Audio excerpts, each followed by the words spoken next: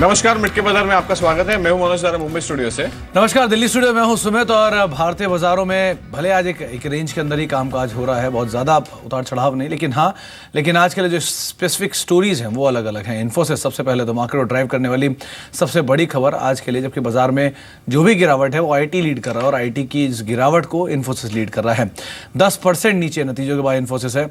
Sensex करीब 1/4% नीचे है। बैंकिंग इंडेक्स आज भी हरे निशान में है, 1/4% ऊपर कामकाज करता हुआ। इसके अलावा मिड कैप इंडेक्स में आज बाइंग है, लेकिन स्मॉल कैप इंडेक्स आज लाल निशान में है। मिड कैप 0.5% के आसपास की बढ़त देखने को मिली, स्मॉल कैप 0.5% के आसपास ही नीचे कामकाज कर रहा है। लेकिन जो एक अहम न्यूज़ है आज के लिए, या तो इन्फोसिस की पहले नतीजे जो है उसमें गिरावट है, और टीसीएस नंबर्स के बाद यहाँ पर भी 3% की गिरावट है। दो नंबर उतने खराब नहीं थे, लेकिन हाँ फिर भी गिरावट जो है देखने को मिल रही है। टेक महिंद्रा, विप्रो, ये दो और ऐसे शेयर हैं जहाँ पर दबाव देखने को मिला। इनफैक्ट आईटी स्पेस पूरी तरह से लीड करता हुआ इस गिरावट को आप देख पा रहे हैं। चारों लूजर जो है, फ्रंट 4 जो लूजर्स हैं वो चारों आईटी कंपनी हैं। एनटीपीसी, एचएल टेक, बीएचईएल, कुछ और ऐसी कंपनी जहाँ पर दबाव देखने को मिल रहा है। इसके अलावा हमारे साथ दो जानकार मौजूद हैं, आशीष केलकर हैं, अविनाश गोरखसागर हैं, आपके सवालों के जवाब देने के लिए। लेकिन आप भी इस कार्यक्रम का हिस्सा बनना चाहते हैं तो वो करना सिर्फ इतना है कि अपने मैसेज राइटिंग बॉक्स में जाके मिड कैप लिखना है, अपना सवाल लिखना है और उसे एसएमएस कर देना है 57575 पर। और साथ ही साथ दो नंबर्स भी ओपन है। पहला नंबर हमारा टोल फ्री नंबर है 180018035545 और 012042582337। इन दोनों नंबर से आप कॉल भी कर सकते हैं। एक व्हाट्सएप नंबर भी है जो कि 7840020000, जिस पर आप एसएमएस करके अपने शेयरों पर राय ले सकते हैं।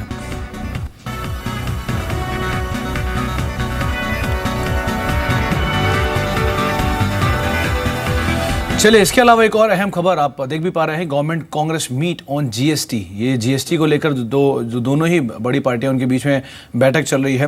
इस पर बातचीत कर लेते हैं। आलोक हमारे साथ मौजूद भी हैं। आलोक, पूरी अपडेट क्या है इस बैठक को लेकर, क्योंकि ऐसी अटकलें बाजार में कि शायद इस बार गेट थ्रू हो जाएगा जीएसटी।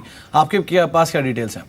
देखिए, सरकार की तरफ से आधिकारिक तौर पर कांग्रेस के साथ एक बातचीत शुरू हो गई है और अरुण जेटली जो वित्त मंत्री हैं इस वक्त, गुलाम नबी आजाद जो राज्यसभा में विपक्ष के नेता हैं, उनसे मुलाकात कर रहे हैं। उनके साथ कांग्रेस की तरफ से आनंद शर्मा भी हैं, और अगर सरकार की तरफ से देखें तो अनंत कुमार जो कि पार्लियामेंट्री अफेयर्स मिनिस्टर बनाए गए हैं, वो इस वक्त यहाँ मौजूद हैं। तो 4 लोग, जो 2 लोग सरकार की तरफ से, 2 लोग विपक्ष यानी कांग्रेस की तरफ से, इस वक्त बैठक चल रही है पार्लियामेंट के अंदर गुलाम नबी आजाद जी के कमरे में।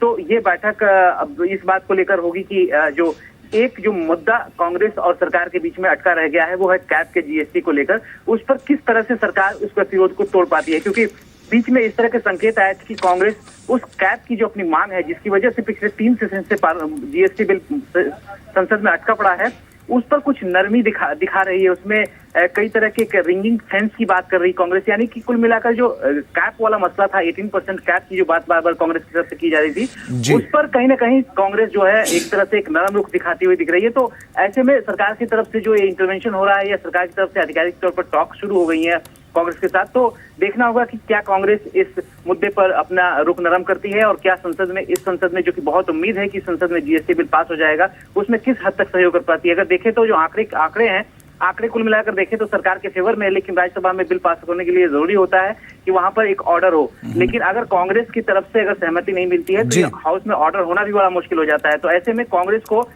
ऑन बोर्ड लेना बहुत जरूरी है। ओके आलोक, बहुत बहुत धन्यवाद हमें बहुत ही इंपॉर्टेंट इन्फॉर्मेशन शेयर करने के लिए। बट अविनाश, वेरी क्विकली, जैसे आलोक बता रहे थे, यहाँ पर गवर्नमेंट और कांग्रेस के बीच में एक बहुत हाई प्रोफाइल मीटिंग भी चालू है। Post Brexit there were 2 major expectation, monsoon and GST. कितना इंपॉर्टेंट होगा this thing to go through? Manoj, मुझे लग रहा है कि जीएसटी का बिल पास होना काफ़ी ज़रूरी है और काफ़ी समय से ये बिल अटका है। अभी इस मानसून सेशन में अगले हफ्ते में होपफुली अगर जीएसटी बिल प्रेजेंट होकर पास होता है तो मेरे ख्याल से मार्केट्स के लिए बहुत बड़ा रीरेटिंग ट्रिगर होगा। हालांकि ऑलरेडी काफ़ी लॉजिस्टिक स्टॉक्स और जीएसटी रिलेटेड स्टॉक्स बढ़ चुके हैं, लेकिन मेरे ख्याल से जो पॉजिटिव सेंटिमेंट प्रिवेल होगा उसमें कोई डाउट नहीं है कि इसमें आगे चल के जीडीपी का जो ग्रोथ का इजाफा नंबर है उसमें अच्छी बढ़ोतरी आएगी। मुझे लग रहा है कि अभी इस समय जिस प्रकार का पॉलिटिकल एंगल है, जिस प्रकार के इलेक्शंस हो गए हैं, लग रहा है कि कांग्रेस और बीजेपी में कोई ना कोई डेफिनेटली डील होने की एक्सपेक्टेशन है। और जीएसटी अगर क्लियर होता है, जो 80-90% चांसेस लग रहे हैं, तो डेफिनेटली आपको एक अच्छा उछाल मार्केट्स में जरूर देखने को चाहिए। तो this will be big positive surprise for the market, जो काफी टाइम से मार्केट इंतजार कर रही है। चलो तो एक बड़ी खबर बाजार को लेकर आ सकते हैं और शायद रिएक्शन भी इसीलिए है। पटेल इंटीग्रेटेड लॉजिस्टिक आपके सामने एक बाइंग हरे निशान में आ चुका है। गति लोअर लेवल से शार्प रिकवरी आई है, आधा फीसदी हुई, अब नीचे कामकाज कर रहा है। इसके अलावा स्नोमैन लॉजिस्टिक करीब 1% ऊपर कामकाज कर रहा है। साथ ही साथ एक अहम जो मूव आया है वो वीआरएल लॉजिस्टिक्स में है। 2 इसमें आज सुबह ब्लॉक डील हुई थी और ब्लॉक डील के बाद कुछ एक बाइंग लोअर लेवल से आते हुए दिखाई पड़ रही है।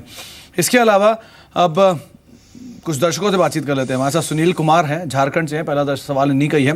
2000 शेयर हैं और करीब 92-50 के स्तरों पे खरीदारी है। आशीष, आपकी राय क्या कर रही है?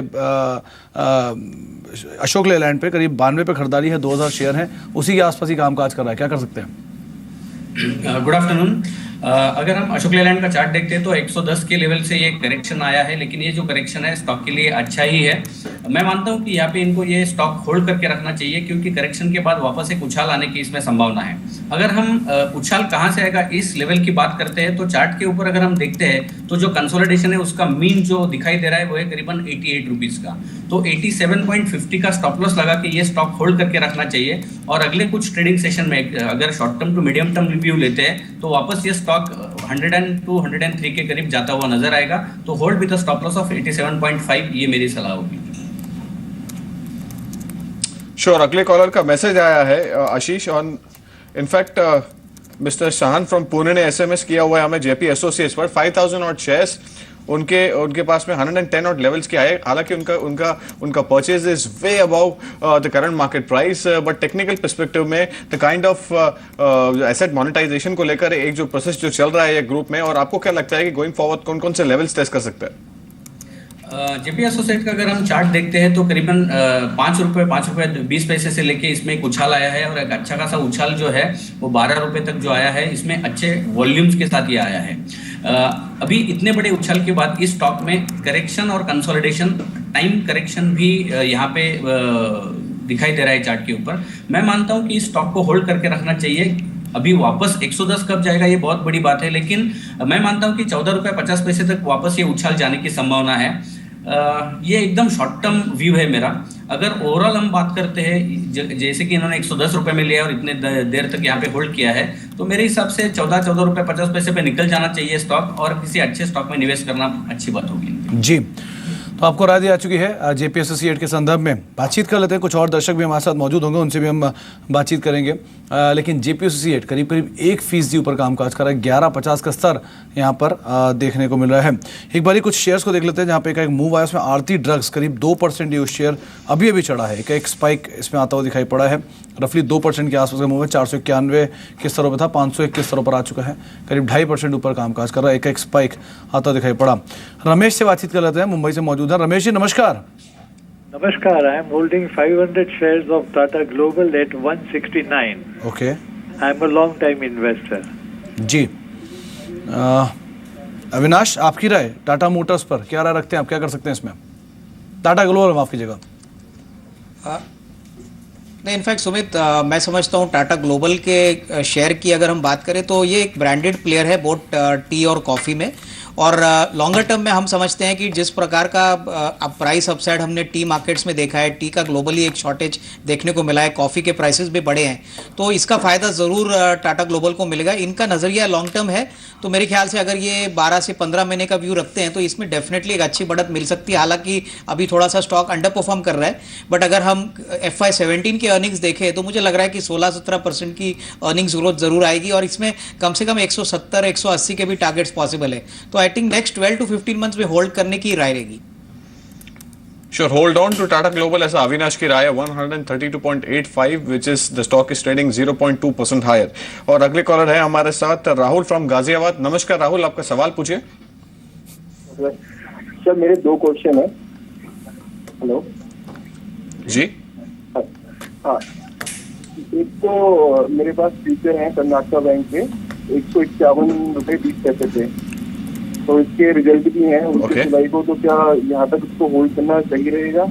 और दूसरा है सेंट गोविंद पे 15,000 शेयर है 40 रुपये पे, तो इसको कितने दिन तक होल्ड करना चाहिए, क्या टारगेट होगा? श्योर आपको राय दिला देते हैं। इनफैक्ट आशीष, वेरी क्विकली, जैसे जैसे हमारे कॉलर बता रहे थे कि उनके पास में सेन गोबेन के शेयर्स हैं, 40 ऑड शेयर्स उनके पास हैं, and second stock he said that he is having a position in futures and options, यहाँ पे 151। Obviously is view is for very short term. Ashish, दोनों ही स्टॉक्स पर आपकी क्या रिकमेंडेशन है? पहला स्टॉक इन्होंने सेंट गोबेन के बारे में पूछा था, तो अगर ये स्टॉक हम देखते हैं तो ये एक अच्छे कंसोलिडेशन के जोन में है, लेकिन कंसोलिडेशन जोन के पहले एक अच्छा खासा उछाल इस स्टॉक में देखा गया है। तो मैं मानता हूं कि ये स्टॉक अभी भी होल्ड करके रखना चाहिए। अगर ये स्टॉक हम कंसोलिडेशन का जो टॉप सारे मैच करके देखते हैं तो 48.5 का टॉप आता है। अगर इसके ऊपर क्लोजिंग बेसिस पर हमें ये स्टॉक मिलता है तो और ऊपर जाने की संभावना है, करीबन 54 तक ये स्टॉक जाएगा। तो सेंट गोबेन के ऊपर होल्ड करने की मेरी सलाह होगी। माफ कीजिएगा, दूसरा जो स्टॉक है जो फ्यूचर ऑप्शंस में है उसका नाम मुझे समझ में नहीं आया, कौन सा स्टॉक था वो? जी, Karnataka bank. Karnataka bank, okay. Karnataka bank का अगर हम चार्ट देखते हैं तो ये भी एक अच्छा खासा चार्ट फॉर्मेशन बना रहा है।